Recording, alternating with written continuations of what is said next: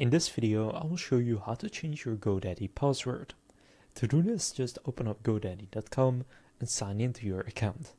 From there, in the top right, click on your username, and here go to account settings. So basically this works if you know what it currently is. I'll also show you how to change it if you don't know what your current password is. Now from there you will see a few things, and one of them is password, so just click password, and then here you can enter your new password and confirm it. So if you're signed in, you can just do this without knowing what it currently is.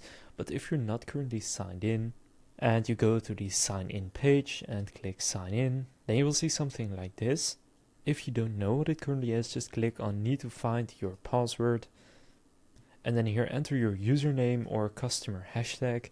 Then if you need to find your username, you can click need your username, and then it will also help you find that using your email. So then here just enter your username or customer ID, and then from there they will send you a password reset link to your email, and from there you can go to reset your password.